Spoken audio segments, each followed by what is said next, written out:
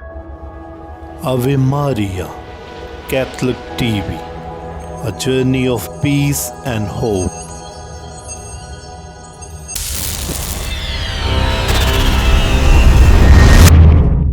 बाप और बेटे और रूहुल कुद्स के नाम से आमीन। अज़ीज़ मोमिनीन, एक बार फिर से आपको आवे मारिया कैथलिक टीवी में खुश आमदीद कहते हैं। खुदा की ज़ात का शुक्रिया अदा करते हैं जो हर वक्त हमारे साथ रहती है, हर वक्त हमारी रहनुमाई करती है, जिसने हमें ये मौका फ़राहम किया है। हम इसके बाद शुक्रिया अदा करते हैं arch bishop doctor Joseph Arshad के, जिन्होंने हमें आवे मारिया कैथलिक टीवी जैसे प्लेटफॉर्म अता किया है ताकि हम सब यहाँ से अपने उन मोहतरम फ़ादर साहिबान की, सिस्टर साहिबात की, मुनाद साहिबान के, खुदा से जुड़े लोगों की ज़िंदगी के बारे में जान सकें, ईमान भी हासिल करें और उनकी ज़िंदगियों से सीखते हुए खुदा के और करीब आ सकें। आज बुलाहट और ख़िदमत के प्रोग्राम में एक बार फिर से हम आप लोगों के लिए नहायत खूबसूरत शख्सियत लेकर आए हैं। ये खुदा की खिदमत में नहायत ही मसरूर हैं, हर वक्त खुदा के साथ वफ़ादार रहते हैं, लोगों में काम करते हैं, आप लोगों को खुदा की तरफ लेकर आते हैं, कैटिकाइज़ करते हैं। तो इससे पहले कि मैं आपको अपने इन मेहमान के बारे में बताऊं, मैं चाहूँगा कि हम इनकी ज़िंदगी के बारे में शॉर्ट क्लिप्स और या वीडियो देखते हैं ताकि हम पहचान सकें और जान सकें कि हम आज किसके बारे में बात करने वाले हैं।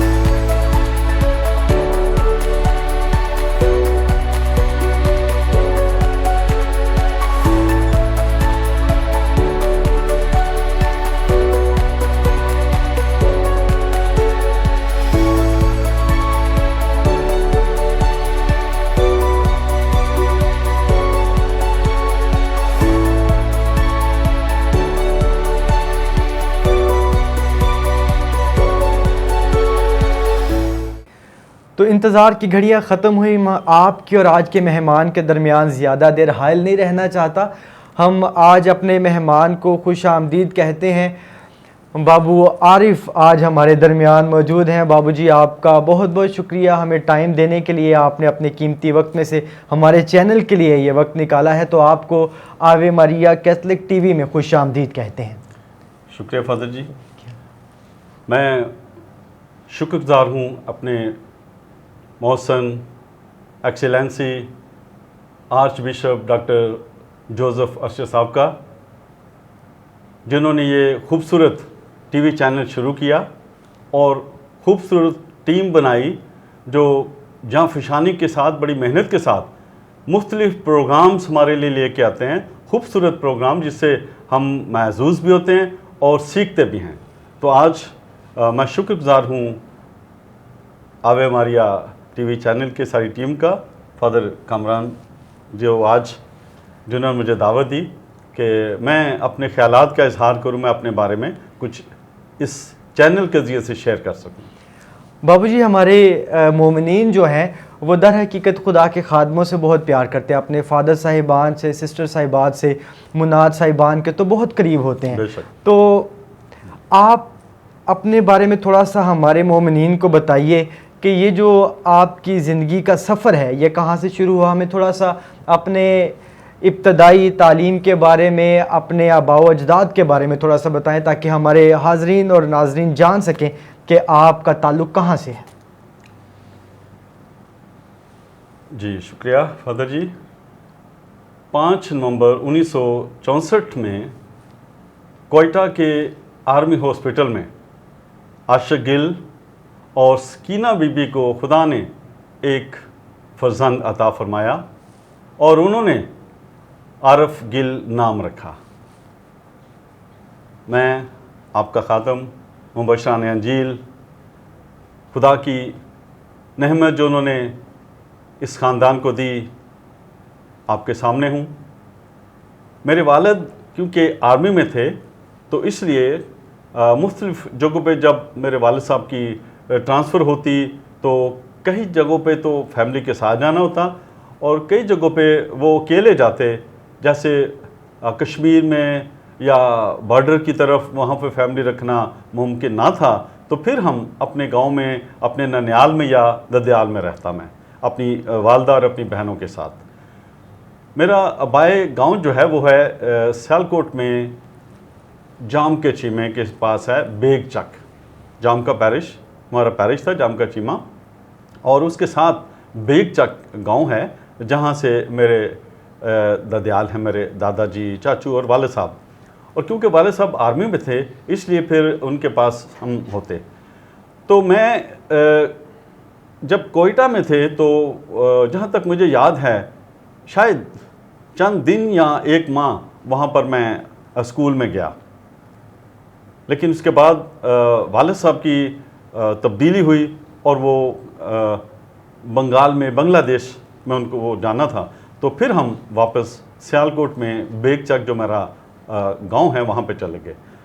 तो वहाँ पे रहे, वहाँ से कभी कभी ननियाल चले जाते और कभी वहाँ पे। फिर वाले साहब जेहलम में आए तो जेहलम में मैंने अपनी तालीम का आगाज़ किया।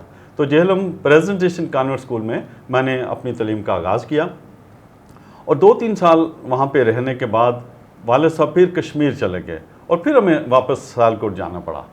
और वहाँ पे जाके फिर क्योंकि जाम का चीमा जो हमारा पैरिश भी था और वहाँ पे स्कूल और हॉस्टल भी था, वहाँ पे मेरे चाचा जाया करते थे स्कूल में, तो उनके साथ मैं जाना मैंने शुरू किया। लेकिन क्योंकि मैं छोटा था तो मेरे लिए वो पैदल सफ़र करना मुश्किल था।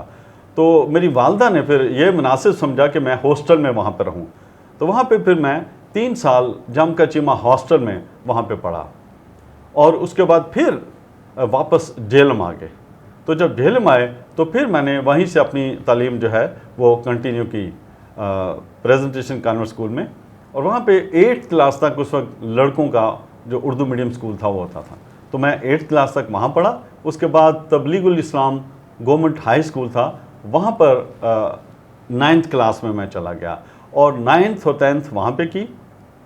क्योंकि किसी वजह से हम जो लड़के थे हमें लिविंग सर्टिफिकेट देर से मिला, तो स्कूलों में दाखिले हो चुके थे, हम लेट थे, जो हम कॉन्वेंट स्कूल वाले मेरे क्लास फेलोज थे वो थे। ऐसे में फिर हमें गेम बेस पर दाखिला मिला, तो मैं तबलीगुल इस्लाम स्कूल में एज ए फुटबॉलर वहाँ पे मुझे दाखिला मिला और मैं वहाँ पे फुटबॉल खेलता रहा। साथ में पढ़ाई बहुत कम होती थी, ज़्यादातर ग्राउंड में हमारा टाइम गुजरता था। और उस स्कूल में फुटबॉल टीम जो थी वो काफ़ी सालों से बोर्ड विन कर रही थी, पिंडी बोर्ड हमारा जो था। तो जिस 2 सालों में मैं वहाँ पे था, मैं टीम में खेल रहा था, मैं राइट इन फुटबॉल में खेलता था, राइट मेरी विंग थी। और हमने वहाँ से जेलम से फिर हमारा जो डिस्ट्रिक्ट था ये वहाँ से चकवाल में आए, वहाँ से भी हमने विन किया और फिर पिंडी में, और पिंडी से भी हम विन करके गए। तो इस तरह से मैट्रिक मैंने वहाँ से की। मैट्रिक के जब एग्ज़ाम दिए हुए थे तो हमारे एक पड़ोसी थे, अजीज़ थे वहाँ पर, वो एक डॉक्टर के पास काम करते थे एज ए डिस्पेंसर। तो उनके पास एक लड़के की ज़रूरत थी इंजेक्शन वगैरह लगाने के लिए, तो वो उनके जो पास लड़का काम कर रहा था वो छोड़ गया। वो मेरी अम्मी को इंजेक्शन लगाने आते थे उस वक्त, तो मुझे कहते हैं कि अम्मी को कहते हैं कि बाजी आरफ हमारे साथ। अच्छा, आप मतलब मेडिकल लाइन में आप जो है वो उधर से आप शुरू किया, मतलब फैमिली ही में जब आया करते थे डॉक्टर तो आपको बुलाया, ठीक हो गया। ये सिलसिला जो है अभी मेडिकल की तरफ जा रहा है। देखते हैं आगे आपकी ज़िंदगी के बारे में। तो ऐसा हुआ कि फिर अब मैं तो कह रहा था नहीं, लड़कों के साथ बड़ा अच्छा वक्त गुजरता था। जेलम दरिया पे हम जाते थे, छुट्टियां थी, पेपर दिए हुए तो फारिग थे, तो जेलम दरिया पे वहाँ पे अम्मी नाराज़ भी होते थे। अब उस वक्त अबू वहाँ पे नहीं थे, वो अपनी जॉब के लिए अपनी किसी जगह पे तैनात थे, जहाँ पे वहाँ पे थे, आउट ऑफ सिटी होते थे, हम वालदा और हम वहाँ पे रहते थे। तो उस वक्त ऐसा हुआ कि जब मुझे उन्होंने अम्मी को कहा, अम्मी ने कहा कि ये तो बड़ा अच्छा हो जाएगा कि ये जो लड़कों के साथ घूमना फिरना है, दोपहर के वक्त जाना है, वो कम से कम ये ठीक हो जाएगा सिस्टम। तो वालदा की वहाँ पर उनको अच्छा मौका मिल गया, चलो अभी किसी काम के लिए जाए। हाँ जी। तो बहुत अच्छे थे हमारे, वो उनके साथ अच्छे टर्म्स थे। वो मुझे लेके गए, मैं ना कर रहा था, नहीं जाना चाह रहा था, लेकिन फिर वालदा ने ज़ाहिर उन्होंने भी कहा और मुझे जाना था। मैं गया, वहाँ पे जाके मैंने शुरू किया। उन्होंने मुझे सिखाया किस तरह से इंजेक्शन लगाते हैं, किस तरह से ड्रिप लगाते हैं, बीपी कैसे चेक करते हैं, पल्स, ये छोटी छोटी चीज़ें उन्होंने जो वहाँ पे ज़रूरी थी, जो उस वक्त मेरे जैसे एक बंदे के जो अभी बिगनिंग में वहाँ पे दाखिल हुआ, हाँ जी, तो वो उन्होंने मुझे सिखाया। उनके पास मैंने कुछ देर काम किया, फिर मुझे एक और उन दिनों में फिर मैंने एग्ज़ाम FA के लिए मैंने कहा जी मैंने दाखिले के लिए जाना, स्कूल के लिए, उधर कॉलेज के लिए दाखिला लेना है। तो डॉक्टर साहब जो थे वो मुझे कहते, ओ गिल साहब आप इधर पढ़ लिया करें, आप बुक्स ले आया करें, बेशक क्लिनिक था। अच्छा, उसी क्लिनिक में? हाँ जी, क्लिनिक में। तो असल में ये हुआ कि जिस क्लिनिक में मैं पहले जो स्टार्ट मैंने किया था, उन्होंने एक कर्नल साहब थे, orthopaedic general surgeon, retired colonel थे, उन्होंने एक अपना क्लिनिक बनाया था, उन्होंने मुझे उनके पास रेफर कर दिया। और मैंने कहा जी मैं कर्नल साहब, मुझे थोड़ा ये था कि ये बड़ी सख्त तबीयत के लोग होते हैं, तो मैं नहीं जाना चाह रहा था। वो कहते नहीं, एक तो ये आपके घर के करीब हैं, रास्ते में हैं आपके। अच्छा। तो दूसरा ये भी है कि वो यहाँ से सैलरी भी ज़्यादा देंगे आपको, वहाँ पे आप अकेले होंगे और सीखने के लिए आपके ज़्यादा मौका होगा, और ज़्यादा वो आपको वो आप देखेंगे बड़े अच्छे हैं, और नहीं भी पसंद आया तो वापस आ जाना, कहना बेशक जाए कुछ दिन लगाएं। अच्छा। नहीं पसंद आता तो वापस आ जाएँ। इस बेस पे मैं फिर गया कि चलो जी वापस आने के लिए चांस है। अच्छा, चले, ये तो बाबूजी आपका इब्तदाई ज़िंदगी का तजर्बा हो गया, तालीम हासिल करने का, फिर मेडिकल फील्ड में जाना। अब जो बात मैं पूछने वाला हूँ वो नहायत ज़रूरी है, वो इसलिए क्योंकि आप खिदमत में हैं, आप मुबशराने अंजील हैं, खुदावंद के कलाम की मुनादी करते हैं। तो मैं चाहूँगा कि थोड़ा सा हमें ये बताएं कि ये बुलाहट का सिलसिला कहाँ से शुरू हुआ? मैं झेलम में जब था तो हम यूथ में थे, तो इस दौरान भी हम स्कूल के टाइम में, जब मैं 8th क्लास में था, हमें तिलावत करने के लिए हमें तैयार किया गया था। तो हम जो स्कूल के ही लड़के होते थे, हम तिलावत करते थे, शौक़ के साथ हम आते थे। फिर क्वायर में भी थे। अच्छा। स्कूल वाली क्वायर में, और ऐसा रहा कि हमारा जेल में उस दौर में यूथ बहुत एक्टिव थी। ये जो 80 वाली दहाई है, अच्छा। उसमें यूथ पूरी डायसिस में नंबर 1 यूथ जाती थी। अच्छा, जेलम की यूथ अरे और वाह, क्वायर जो थी जबरदस्त। वो भी। और उस वक्त यानी मैंने जब क्वायर में शुरू किया तो ये वो दौर था जब हम जो ये 24 रात को टोलियां लेके जाते हैं ना, जी जी, उसमें जहाँ पे ऊंचा आवाज़, लड़कियों वाली ऊंची आवाज़ ब्रीक्स निकालनी होती, वहाँ पे हम 2-3 हम लड़के थे, छोटे बच्चे, जिन्होंने हमें ट्रेन किया कि आपने इस बचपन में आवाज़ थोड़ी बारीक होती है तो उसके लिए, हाँ जी, उसके लिए उन्होंने हमें इस्तेमाल किया। फिर हम जब स्कूल की क्वायर में आया तो यहाँ पर भी था, और खुदा उन्हें अच्छी जगह दे, हमारे क्वायर इंचार्ज थे सर नासिर और मिसेस उनकी मिस विक्टोरिया। अच्छा, तो उनके साथ सिस्टर जोज़ेफ़ा हमें लीड करती थी। उस वक्त सिस्टर जोज़ेफ़ा वहाँ पे थी, वो हमारी क्वायर इंचार्ज होती थी, वो हमें लीड करती थी। और मिस वीनस होती थी, वो भी क्वायर में होती थी और हमारे साथ होते। ये हमारे खाने वाले हमारे बड़े हैं। और उस वक्त फिर यूथ में और क्वायर में मैं जॉब करता था, फिर भी ये मेरा सिलसिला साथ साथ चल रहा था। अच्छा, चर्च के साथ भी आप रिलेट रहे। खूबसूरत बात है कि कैसे दूसरी अपनी जो दुनियावी ज़िंदगी है वो भी साथ में चर्च के साथ भी टाइम देना, ये बड़ी बात है बाबूजी। जी, और ये शुक्र है खुदा का कि वो जब मैंने जिस क्लिनिक में कर्नल साहब का कह रहा था, वो सर्जन थे, तो वो वहाँ पे जेल में 2 प्राइवेट, एक हाजी मीरा बख्श हॉस्पिटल था और एक पाक फैमिली हॉस्पिटल था, वहाँ पे ऑपरेशन के लिए जाते थे। क्लिनिक पे मैं होता था। अच्छा, सुबह के टाइम भी होता था और दोपहर में वक्फा होता था, शाम को फिर।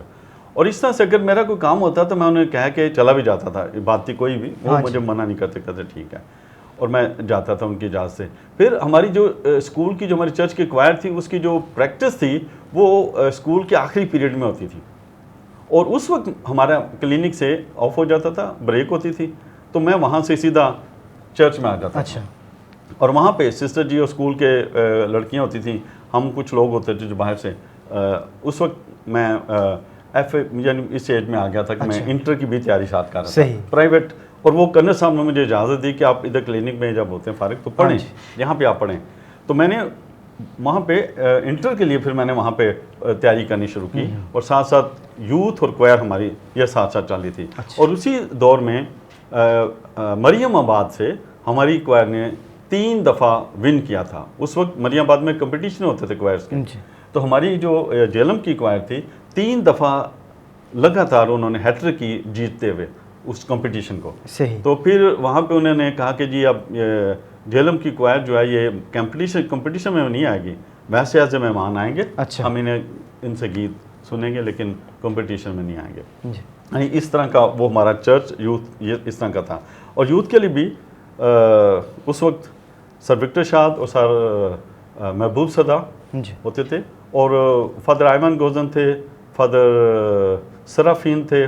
उस वक्त जब यूथ हमारा जब ये जो दौर में कह रहा हूँ कि काम हो रहा था, पैरिश बहुत एक्टिव पैरिश था हमारा डायसिस में। और हम अयूबिया कैंपिंग के लिए जाते जब यूथ कैंप होता था, डायसिजन यूथ कैंप, उसमें भी नेशनल यूथ कैंप में भी हमारे जाया करते थे यूथ के मेंबर्स, और बड़ा अच्छा वो दौर था हमारे चर्च का। इस तरह चर्च के साथ मैं रिलेट रहा। मेरा एक बेस्ट फ्रेंड था क्लेमेंट मोर्स। अच्छा। वो गया खुशपुर, FA के बाद वो गया। अच्छा। और उसने वहाँ पे एज ए कैटेकिस्ट उसने ट्रेनिंग की मुबशरानिया जेल की, और वो उसने फर्स्ट पोजीशन ली वहाँ से। वाह, ज़बरदस्त। अभी वो कुवैत में है, ऑयल कंपनी में जॉब कर रहे हैं। किसी वजह से फिर वो उसने काम कंटिन्यू नहीं रखा। यहाँ पे बिशप हाउस में उसकी तैनाती हुई फर्स्ट टाइम पे, और साथ में पास्टर सेंटर के लिए वो फादर रहमत आकम साहब ने किया इधर इस्तेमाल। थोड़ी बस कुछ वजह हुई जिस वजह से वो छोड़ गया। तो वो जब आए वापस वहाँ से आए, छुट्टियाँ थी तो हमारी गपशप होती थी। उन्होंने बताया जी वो बहुत अच्छी स्टडी है, बड़ा अच्छा वहाँ पे वक्त गुजरता है, बड़ा मज़ा आता है, और बातचीत करना, साथ में बाइबल मुकद्दस की बातें करनी, जो वहाँ पे वो सीख रहा था, और ये मज़ामीन वहाँ पे पढ़ाए जाते हैं। तो क्योंकि चर्च के साथ तो थे ही, क्वायर में भी, यूथ में भी, क्वायर जो है तलावत करने के लिए सुबह आधा पौना घंटा पहले चर्च में आ जाना कि बाबू जी से तिलावत लेनी है। बाबू अल्लाह रखा पीटर होते थे, उस खुदा ने अच्छी जगह थे, वो भी पीछे 2 साल में फौत हुए हैं। तो वो उनसे आके मैं बल्कि इस लिए कि तिलावत लेनी है, मैं जल्दी आते थे, इतने जल्दी आ जाना। पैदल हमारा वहाँ से घर है, फादर रायवान कोजम, उन्होंने एक कॉलोनी बनाई थी जेल में, क्रिश्चियन कॉलोनी या फादर कॉलोनी के नाम से, वहाँ पे हमारा घर है। अच्छा, किश्तों पे इंस्टॉल जी पे उन्होंने ये बहुत से उन्होंने उस वक्त किया कॉलोनीज जो उन्होंने, हाँ जी, उसी दौर में ये हमारे जो पिंडी वाली कॉलोनी है जो शमशाबाद में जो, वो भी उसी दौर में ये बनी है 75-7 के उस दौर में। तो वहाँ पे हमारा घर था, आना जाना पैदल होता था उस वक्त। तो जब मैंने जॉब शुरू की फिर मैंने साइकिल ली, लेकिन उससे पहले मैं पैदल आते जाते थे चर्च और सारा। तो मैंने जब उससे ये बातें सुनी तो मेरे दिल में शौक़ पैदा हुआ, अच्छा, कि मैं भी मुबशरान अंजील बनूं, मैं भी खुशपुर जाऊं ट्रेनिंग के लिए।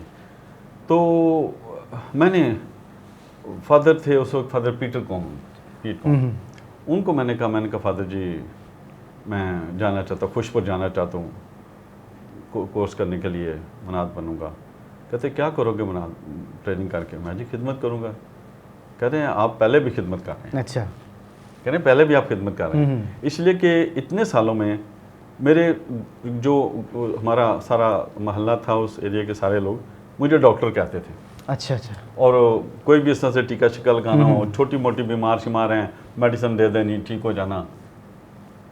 और इस तरह से हमारे फादर सज्जाद मंजूर, हाँ जी, फादर क्लास फेलो है मेरे, वो क्लास फेलो, हाँ, वो उस वक्त छोटी एज में थे, 5th या 6th क्लास में थे। उनको पेडिक्स का दर्द हो गया। ओहो, वो मैं जा रहा था जॉब पे, तो पता चला, मैंने कहा अच्छा चलो, उन टांगे पे उन्होंने उठाया, उनके अबू भी आए हुए थे उस उनको साथ ले गया। तो जाके कर्नल साहब को दिखाया, उन्होंने देखा, उन्होंने कहा ये अपेंडिक्स है, तो इसका तो ऑपरेशन होगा। तो मैंने कहा जी खर्चा कितना आएगा? मैं कहा ये तो आपको पता, हाँ जी, हमारी कम्युनिटी का मेरी मुश्किल है इनके लिए। तो कहते हैं अच्छा ऐसा है कि मैं अपने पैसे नहीं लूँगा ऑपरेशन के, अच्छा, लेकिन जो हॉस्पिटल है उनसे भी चले कुछ कंसेशन करवा दूँगा, तो ये ऑपरेशन करना पड़ेगा। और उसके अब्बू ने कहा जी अगर हम CMH ले जाएँ, उसने कहा CMH, उसने कहा हाँ जी मैं आर्मी में काम करता हूँ। अच्छा, वो कहा फिर तो ठीक है, ये तो बड़ा अच्छा है, आप वहाँ पे लेके जाएँ आर्मी में, वहाँ पे करवाएं, CMH से करवाएं जी, तो ये तो अच्छा आप करवाएं वहाँ से ऑपरेशन। लेकिन मुझे जाते जाते वो कहा गया जी मुंडा कहना मैं ऑपरेशन नहीं करवाना, मैं ऑपरेशन नहीं करवाना। फादर सजाद साहब, अच्छा, छोटे 2 स्टूडेंट थे। मैंने कहा अच्छा। मैं जब क्लिनिक से वापस गया ना तो एंटीबायोटिक पड़े हुए थे, इंजेक्शन, अच्छा, मेडिसिन, हाँ जी, मैं ले गया घर गया उनके, फिर वही बात हो कि नहीं जी पेन हो रही थी अभी तक। फिर मैंने उन्हें पेन किलर लगाया, अच्छा, मेडिसिन वगैरह दी, और एक कोर्स होता था उस वक्त एंटीबायोटिक इंजेक्शन का ना, वो उन्होंने, और वो सैंपल थे हमारे पास क्लिनिक, अच्छा, में मैंने वो लिए और उनको शुरू कर दिया मैंने करने, और वो उनकी पेन ख़त्म हो गई, ठीक हो गए। अच्छा, इसी तरह से एक दिन और भी हैं लोग जो हमारे, जिनको मतलब इस तरह से ज़रूरत होती है, अच्छा, और हेल्प करते थे। एक दिन हमारे फादर जी, फादर पीट कॉम, उनके बैकबोन पेन हो रही थी, अच्छा, उनका भी इसी तरह से था कि किसी ने उन्हें कहा जी वो कर्नल साहब में ऑर्थोपेडिक जनरल सर्जन, ऑर्थोपेडिक हैं, तो उनके पास ना, तो जो उनको जिन्होंने बताया वो मेरा उन्होंने हवाला दिया, तो वो ने फादर जी को ले आए क्लिनिक पर, सिटी में, जेलम सिटी में था क्लिनिक। फादर जी आया तो मैं देखे हैरान हो गया, उनके फादर जी, अच्छा, उस वक्त कर्नल साहब अभी नहीं आए थे, डॉक्टर साहब, तो उन्होंने बताया कि मेरा ये मसला है, तो इस तरह से। मैंने कहा फादर जी मैं फ़ोन करता हूँ, रहने दो अभी वो फादर डॉक्टर कब आएगा, तो डॉक्टर नहीं है, मैं और किसी से, मैंने कहा जी बस मैं फ़ोन करता हूँ, भी आ जाता है। मैंने बताया ये पाक फैमिली के यहाँ भी आ जाते हैं। मैंने कर्नल साहब को फ़ोन किया, वो उस वक्त वो लैंडलाइन नंबर होता है, तो मैंने फ़ोन किया, मैंने कहा जी वो मेरे प्रीस्ट हैं जो फादर साहब हैं वो आए हैं, मैंने बताया उनको वो डच मैन है, तो वो आए हैं, तो उनके बैकबोन में पेन है, तो वो मैं चाहता हूँ कि आप उनकी थोड़ी देखें। उन्होंने जब सुना कि फादर हमारे प्रीस्ट हैं, फॉरेन है, तो वो उसी वक्त आ गए। वो भी फॉरेन स्टडी करके आए थे, एजुकेशन किए थे उन्होंने, उसी वक्त वो आगे वापस तो उन्होंने चेक चुक किया, फादर जी ने फ़ीस पूछी, उन्होंने कहा फ़ीस नहीं है। ओह फादर जी, हाँ। फ़ीस भाई फ़ीस क्यों नहीं है? ओ जनाब कितने पैसे हैं? मुझे कहता है जनाब उनका कितने पैसे स्टाइल। फ़ीस? मैंने कहा फादर जी डॉक्टर साहब कह रहे हैं कि नहीं फ़ीस नहीं लेनी। वो नहीं, वो खुद चले गए डॉक्टर साहब के पास। डॉक्टर साहब ओ कितनी फ़ीस कितनी है? उन्होंने बटवा निकाला था। वो कहते हैं जी नहीं फ़ीस नहीं है। कहते हैं नहीं फ़ीस तो होती है ना। कहते हैं आपकी फ़ीस है कि आप मेरे लिए दुआ करें। अच्छा, कर्नल साहब ने कहा कि मेरे लिए दुआ करें। मेरे लिए आप दुआ करिए, मेरी फ़ीस है। तो फिर फादर जी अच्छा, उन्होंने कहा अच्छा चलो, हाँ चलो ठीक है, फिर हम दुआ आपके लिए करेंगे। तो इस तरह से वो भी एक दफ़ा ये हुआ ना, एक फादर जी का कि उन्होंने देखा कि वहाँ पे मेरी वजह से फादर जी का उन्होंने कोई अब फीस वो आपकी नहीं ली, खिदमत वहाँ पे चेक- हाँ जी, देख देखा। चुके थे। हाँ जी। और इसी तरह से और भी तो कर्नल साहब ने भी कहा कि मेरा ना कि गले ਜਿਹੜੇ भी ਲਿਆਂਦਾ ना पेशेंट, हाँ जी। मैं उन्होंने देखना, मैं ख्याल करना वा, तो ਤੁਸੀਂ ਤੇ ਬਜ਼ੁਰਗ ਹੋ ਨਾ। हाँ जी। ਕਹਿੰਦੇ ਤੁਸੀਂ ਤਾਂ ਇਹਨਾਂ ਦੇ ਬਜ਼ੁਰਗ ਹੋ ਤੇ ਸਾਡਾ ਫਰਜ਼ ਬਣਦਾ ਮੇਰਾ ਕਿ ਮੈਂ ਤੁਹਾਡੀ ਖਿਦਮਤ ਕਰਾਂ, ਤੁਹਾਡਾ ਜੋ हो सके मैं जिन्हें खिदमत कर सका। तो मैंने जब फादर जी को कहा ना, फादर पीट को हमको असल बात यहाँ से हाँ शुरू जी, हुई थी बिल्कुल। कि मैंने उन्हें कहा कि मैं खुशबू खिदमत के लिए जाना हाँ चाहते हैं आप। हाँ जी। खिदमत के लिए। तो वो कहते हैं कि ये भी खिदमत है, आप खिदमत कर रहे हैं हाँ, हाँ। तो खुशपुर में जाने की ज़रूरत नहीं आपको, आप यही करें। अच्छा, फिर भी मुझे था कि नहीं, दिल में एक हाँ वो जी। बैठ की थी जी, बात के मैंने- जाना है। मैंने बिल्कुल। जाना, मुझे जाना चाहिए। तो मैंने उस वक्त मेरी शादी हो चुकी थी, एक बेटा था मेरा, 1 साल और कुछ माह का था। अच्छा, आतिफ, बड़ा बेटा मेरा आतिफ आरिफ। वो तो मैंने अपनी वाइफ से कहा, मैंने कहा कि तुसी डॉक्टरानी करवाना पसंद करोगे या बहुवणी? क्योंकि उस वक्त उसको डॉक्टर हाँ नहीं जी, कहते बिल्कुल। थे, मुझे डॉक्टर कहते थे, उनको डॉक्टर अच्छा। नहीं।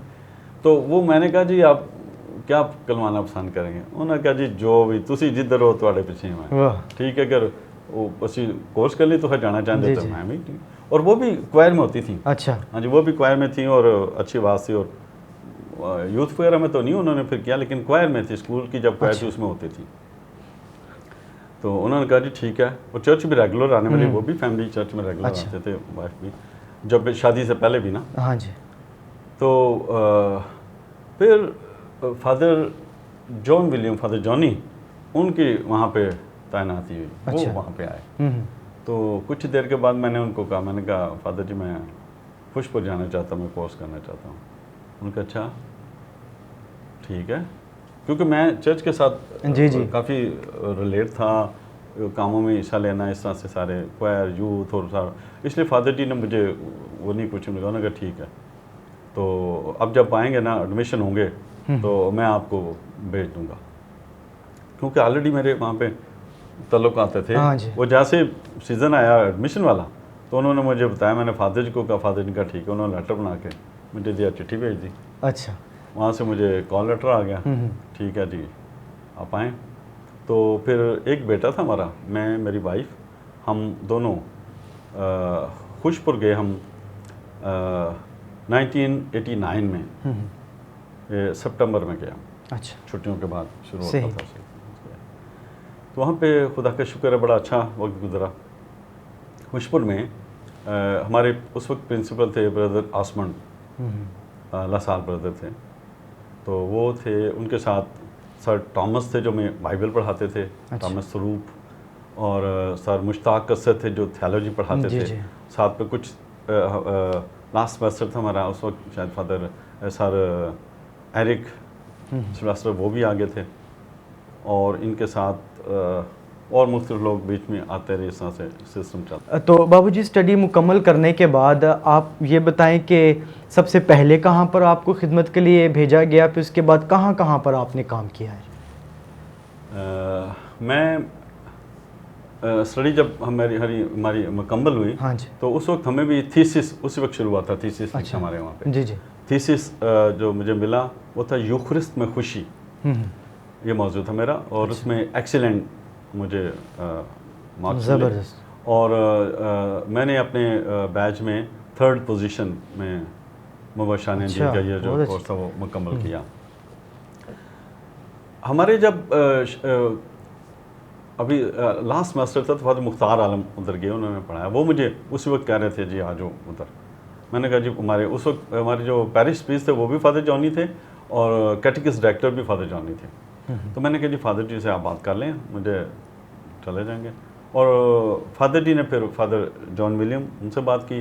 फादर जी ने कहा ठीक है, ये इनका भी ये लास्ट सेमेस्टर कोर्स ख़त्म होने वाला है। तो पहली मेरी जो तैनाती हुई, जो मुझे भेजा गया मुबशरान इंजील की खिदमत के लिए, बाइबल की खिदमत के लिए, चर्च के लिए, तो मैं जोज़फाबाद में छेचा खुशाब में मैंने शुरू किया। अच्छा अच्छा अच्छा। ये 92 में अच्छा मैंने वहाँ से अपना आगाज़ किया तबलीग का।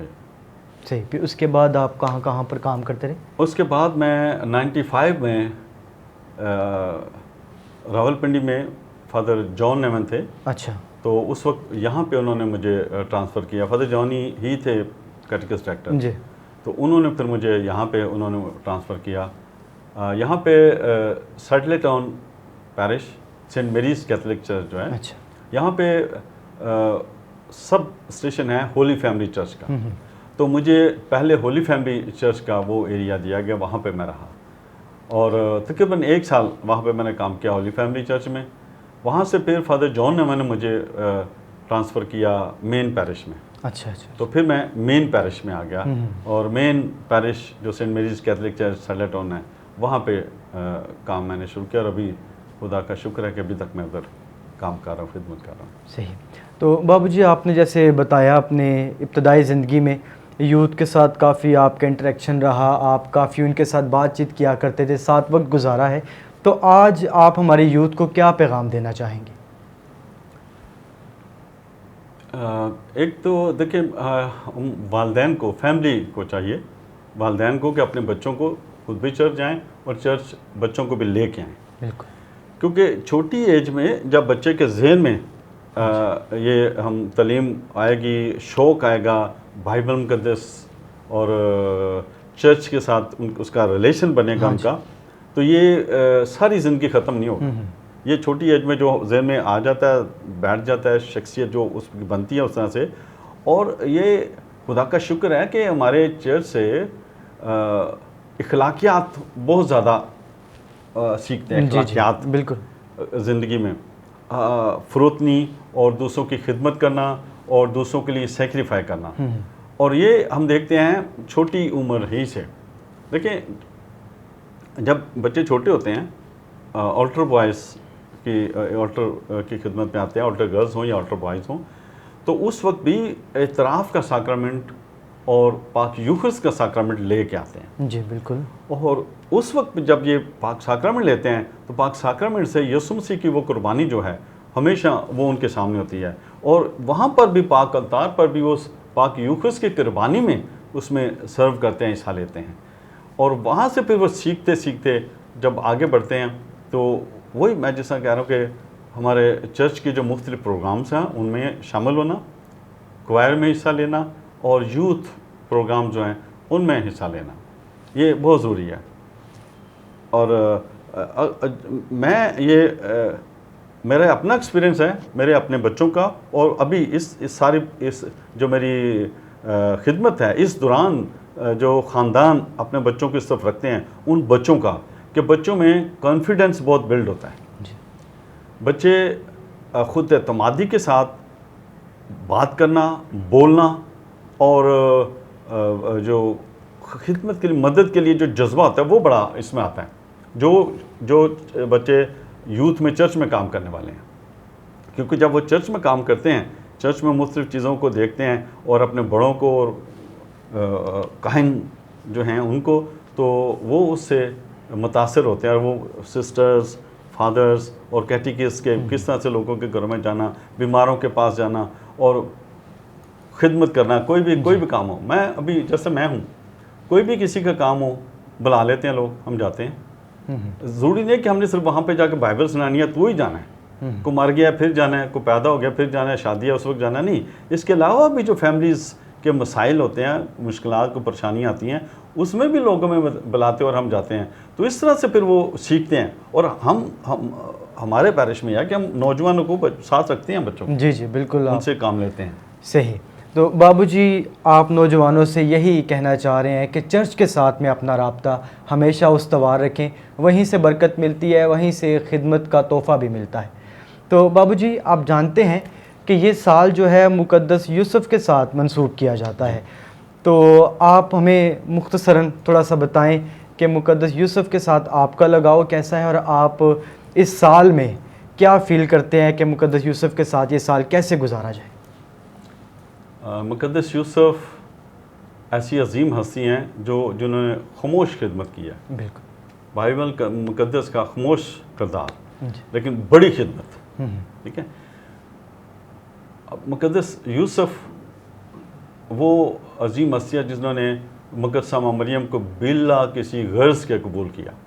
फरिश्ते की आवाज़ को उन्होंने सुना, उसको मुस्बत तौर पर उस पर उन्होंने कदम उठाया, और उस दौर में बहुत मुश्किल था ये काम, जो उन्होंने खुदा की आवाज़ को समझकर जो फ़ैसला किया।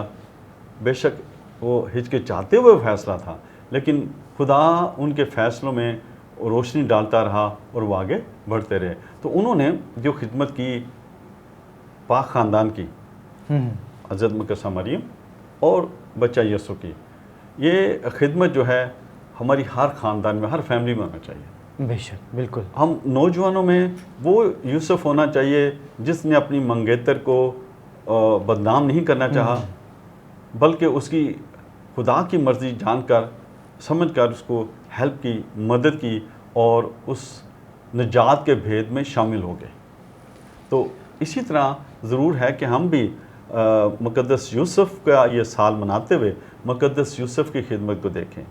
मुक़द्दस यूसुफ़ कभी भी आके सामने वो इस तरह से बाइबल मुक़द्दस में हम देख रहे हैं उनके किरदार को कि उन्होंने कभी उस तरह का कोई अमल नहीं दिखाया, यानी जैसे बराह रास्त होता है। हाँ जी, लेकिन वो साथ हैं यीशु मसीह की परवरिश में, यीशु मसीह की देखभाल में, उनके बढ़ने फलने फूलने में। बिल्कुल, इंसानी तौर पर भी और मजहबी तौर पर, क्योंकि यहूदी थे। हाँ जी, तो बिल्कुल। में तो मुक़द्दस यूसुफ़ का ये साल है, हम उनसे दरख्वास्त भी करते हैं कि हमारे तमाम देखने वालों को ढेरों बरक़ात अता फ़रमाए।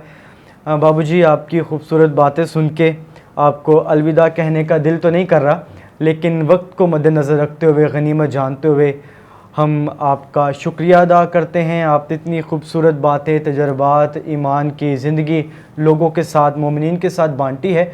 हम आपका एक बार फिर से पूरी टीम की तरफ से, मैं अपनी तरफ से बहुत बहुत शुक्रिया अदा करता हूँ। अज़ीज़ मोमिनीन, आपने सुना और देखा कि कैसे बाबूजी ने ये सफ़र शुरू किया और कैसे अब तक इस सफ़र को जारी रखे हुए हैं। आप इनकी खिदमत के लिए भी दुआ करते रहें और इनकी ज़िंदगी से सीखें, ताकि आप लोग भी अपने आप को खुदा की खिदमत के लिए पेश कर सकें। आखिर में मैं एक बार फिर से हमारे चौपाने आला arch bishop doctor Joseph Arshad का शुक्रिया अदा करता हूँ, जिन्होंने हमें ये खूबसूरत प्लेटफॉर्म अता किया है आवे मरिया कैथलिक टीवी का, जहाँ से हम अपने ईमान को औरों तक ले जा सकते हैं, औरों तक फैला सकते हैं। आप हमारे साथ जुड़े रहने के लिए हमारे इस चैनल को सब्सक्राइब कीजिए, बेल आइकन को प्रेस कीजिए, लाइक्स करें और कमेंट लाजमी करें। मैं आपको बार बार ये कहता हूँ कि आपके कमेंट्स जो हैं वो हमारे इस चैनल के लिए बहुत ज़्यादा मानी खेज़ हैं। आपके कमेंट्स हमें बताते हैं कि आप इस प्रोग्राम को कितना देखते हैं। आप सबको खुदावंद बहुत बरकत अता फ़रमाए, खुश रहें। हमारे साथ जुड़े रहने के लिए हमारे इस चैनल को देखते रहिए। खुदावंद आपके साथ हो।